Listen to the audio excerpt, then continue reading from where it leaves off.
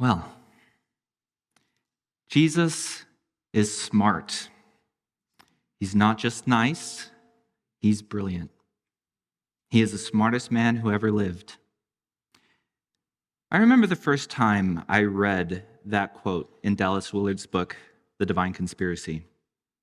I remember the coffee shop I was in, and I remember looking up and staring out through the window in confusion and disorientation.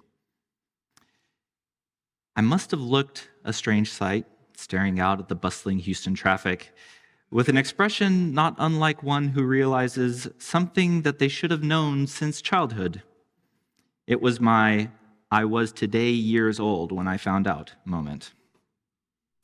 I'd never considered the idea that Jesus might be smart. Maybe only because I thought, maybe he's wise, but that's kind of that churchy word that I encountered in Sunday school. But if he really is the creator of the universe, he doesn't just know about E equals mc squared. He made it. If we are to engage the Sermon on the Mount seriously, and if we are to understand what Jesus is doing in this passage, we have to start by asking ourselves, do we trust Jesus is the expert here? As Willard states, our commitment to Jesus can stand on no other foundation than a recognition that he is the one who knows the truth about our lives and our universe. I appreciate Willard using words like smart and brilliant to get us out of our Christianese stupor.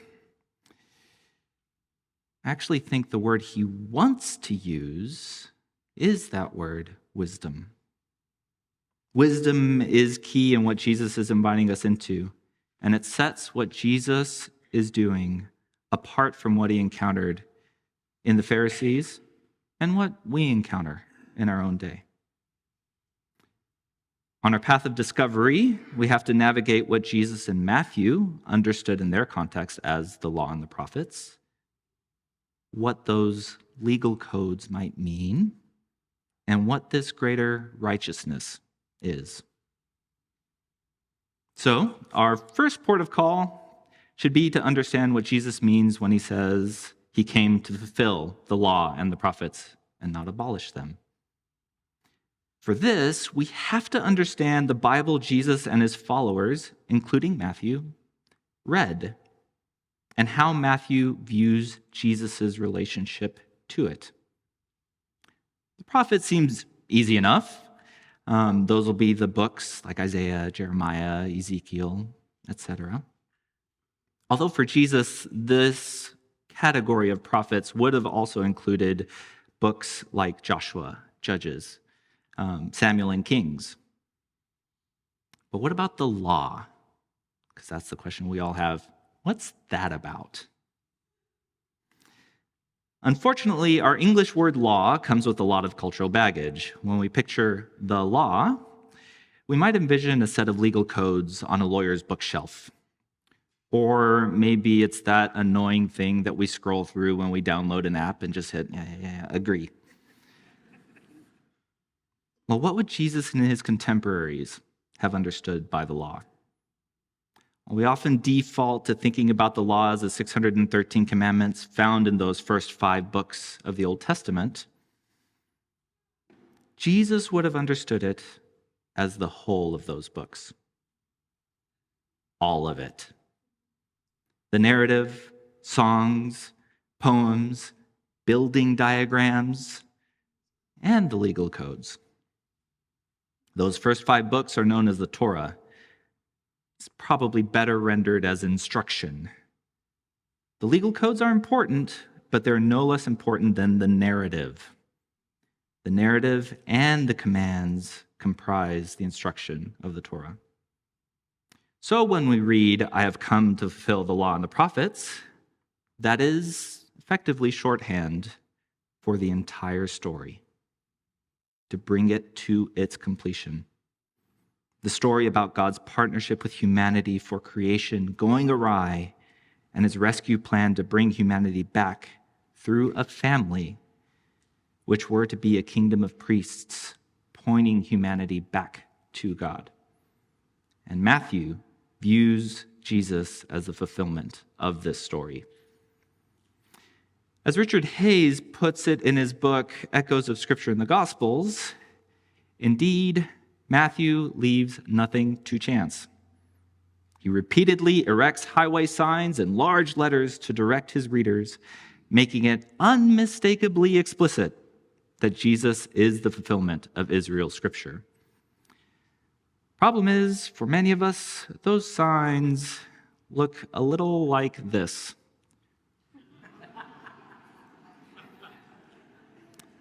Good luck indeed. So we come to a passage like this, and we are confused as to what Jesus means because we haven't noticed what Matthew has been trying to get us to see about Jesus' mission. So let's look at some of the ways Matthew has been indicating Jesus is fulfilling the Scriptures. My wife and I were recently watching a British crime drama and found something that annoyed us. The characters in the show would constantly utter things like, early bird, or a penny saved, or, give a man a fish. At first we thought it was odd that they never finished the expressions. Finally got to the point where we would just give each other an annoying look and just sigh in annoyance. These are all incomplete idioms, which we know to complete. If I were to say, the early bird, you got it. Little side note, interestingly, that in and of itself is an incomplete expression. The full expression is, the early bird gets the worm, but the second mouse gets the cheese. File that away. The writer of Matthew is doing something similar. When we read phrases like, and this took place to fulfill, followed by a quotation of the Old Testament, we should be asking the question, what's the rest of the passage about? He expects us to know the rest of that context. For example, just in the first few chapters before the passage that we read, there are 3 explicit quotations in Matthew: Isaiah 7:14, Hosea 11:1, and Jeremiah 31:15. For time's sake, we won't delve deeply into each, but I want to give you kind of an overview and the way that they are connected through that section. So Matthew quotes Isaiah. He says, "Look, the virgin shall conceive and bear a son, and they shall name him Emmanuel," which means God with us. The main emphasis of that Isaiah quote that we often miss through discussions around the virgin birth, which is important, is that Jesus is linked to being God present with us in a time of turmoil and judgment. The context of this verse is the coming judgment by Assyria over and against a rebellious king and his people. Even so, God is with us. The quote from Hosea continues this link. Matthew quotes, "Out of Egypt I called my son." Yes, Jesus figures Israel as he's brought up out of Egypt, but the passage in Hosea continues by proclaiming mercy to Israel, here called Ephraim. "For I am God and no mortal, the Holy One in your midst, and I will not come in wrath." This is the true Exodus freedom which was prefigured in the original Exodus story. The quote from Jeremiah links to the murder of the firstborn under Pharaoh and the exile. Matthew quotes, "Rachel is weeping for her children, and she refuses to be comforted." The rest of that passage not only links Jesus' story to the story of Israel and Moses being saved from Pharaoh, but also continues the quote from Hosea about extending mercy. "They will return from the land of the enemy, so there is hope for your descendants, declares the Lord. And Ephraim, my dear son, I will surely have mercy on him." And continuing, "The Lord will create a new thing on earth." God is with us. "I will have mercy, for I am with you. Have hope, for I will have mercy. The Lord is doing a new thing. Quoting Hayes again, Matthew is not merely looking for some random Old Testament proof texts that Jesus might somehow fulfill. Rather, he is thinking about the shape of Israel's story and linking Jesus' life with key passages that promise God's unbreakable, redemptive love for his people. This is further shown by the action of the story. Jesus and his family have come out of Egypt. Then he passed through the waters of baptism and into the wilderness to wander for 40 days, not years, but that number's still there. And unlike Israel, he passed those tests. Then he gets up on a mountain and gives instructions. Thank you, Justin, for reading that passage. Actually, that's exactly what's going on here. So not unlike Moses at Sinai, that's Jesus. In this way, Matthew is showing us how Jesus is the fulfillment of the whole story of Israel and is God with us. The kingdom of heaven is at hand. Okay, that's great. But what do we do with Jesus saying that we should still obey these commands and teach others to obey them? And what about what Jesus will say later? You have heard it said, but I say. How does that work? It seems like he's trying to have his cake and eat it too. Like, how does that work? And which of these laws should we abide by? I mean, some of them seem pretty clear. You shall have no other gods before me. Pretty obvious. But what about the law stipulating that you should not combine wool and linen? Does that mean I have to return that Patagonia shirt I bought? It's a particularly pertinent question here in the Pacific Northwest. Here, I think, is another misunderstanding of what those laws, those legal codes, were and their function. As scholar Joshua Berman argues, what we're dealing with in these codes are not statutory laws. We're going to get a little bit deep here, but stick with me. They're not statutory laws, but common law. Statutory law views itself as a finite, complete system, and only what is written in the code is law. That's what we're most familiar with here in the United States and most of the West. Common law, on the other hand, has as its source all of the narratives, poetry, legal rulings, etc., in order to help a community learn the principles of wisdom in ruling on future questions. In this view of the law, Berman argues, law organically changes over time in response to need and circumstance. And thus, even if a norm is expressed differently in one age than in a previous one, this is not seen as inconsistent or contradictory. That's a bit dense, so let me give you an example. In Exodus 20:24, after what we know as the Ten Commandments are given, God tells the people through Moses that they can build altars of earth and stone anywhere for sacrificing as long as they fulfill particular requirements. Sounds good so far. Later on, in Deuteronomy 12, we are told that Israel can only offer sacrifices in the particular place God will choose. They will only be able to offer sacrifices at God's dwelling place, and they should not sacrifice anywhere they like. Well, which is it? The answer has to do with the application of wisdom in different contexts. Instead of a group of tribes wandering the desert and then settling in the land as disparate groups, context of Exodus, Joshua, Judges, Deuteronomy has in mind a centralized place of worship, which would be the temple constructed in the time of Solomon.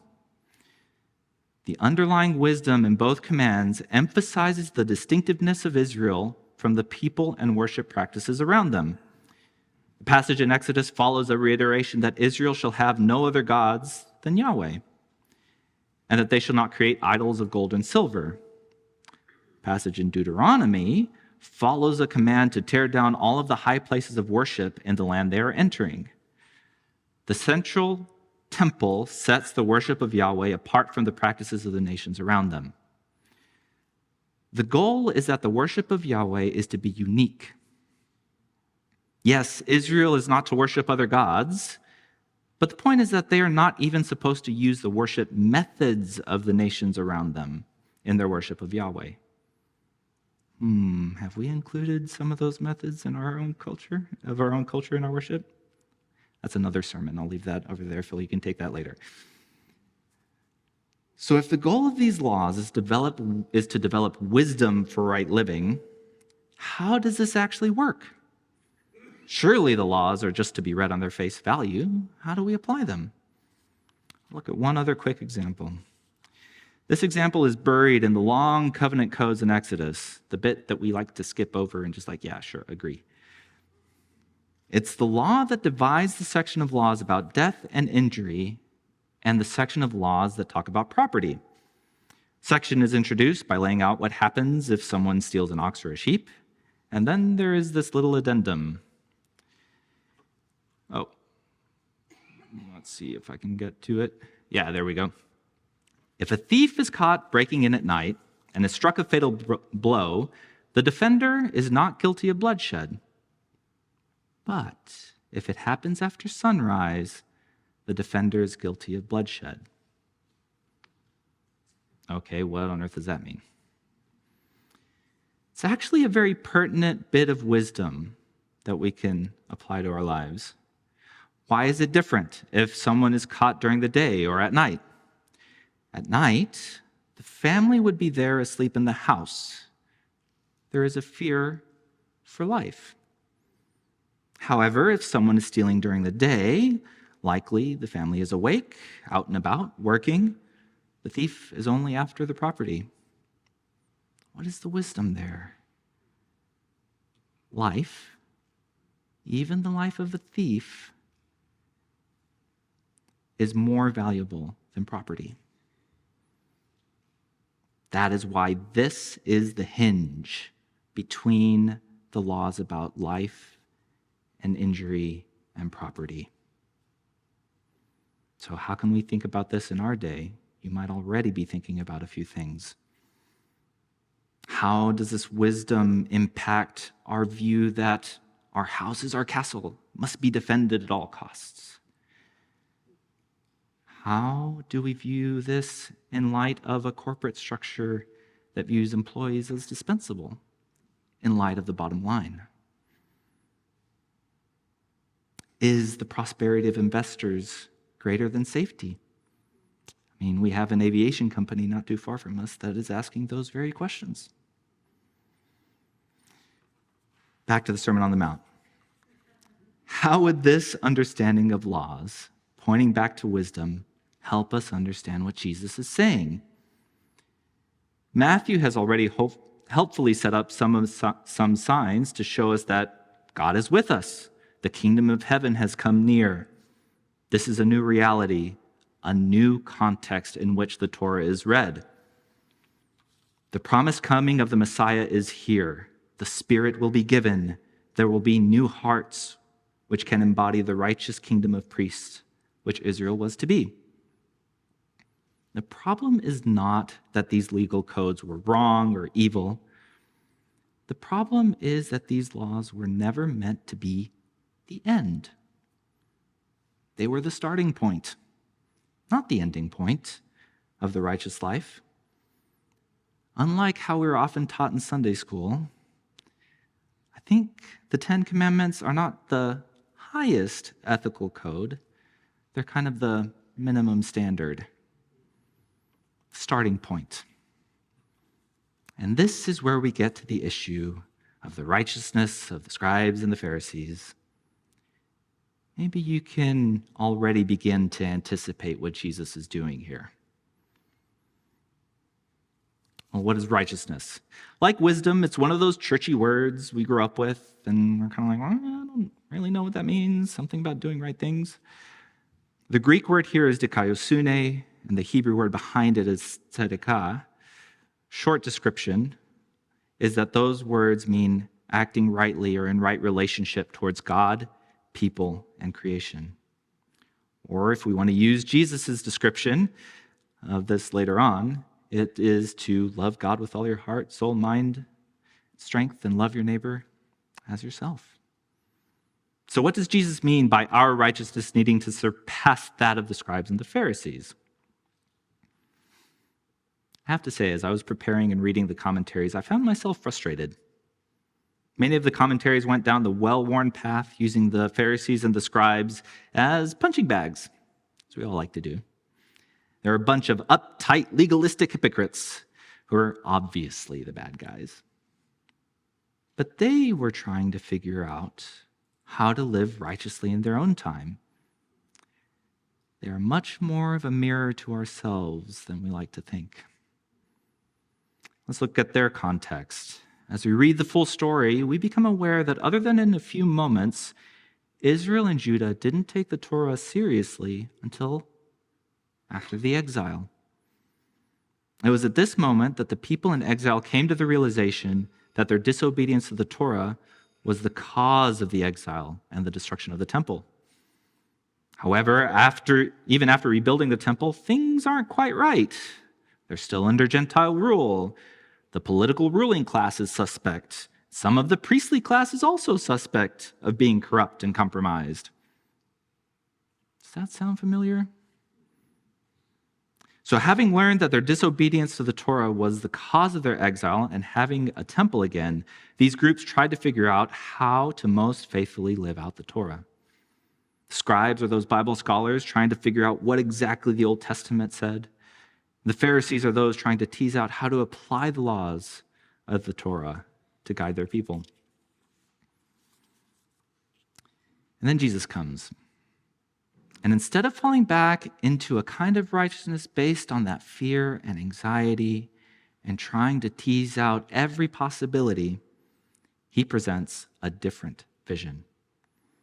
He uses the legal codes as the starting point in order for people to grow in wise, righteous living within the new reality that the kingdom of heaven has come and God is with them.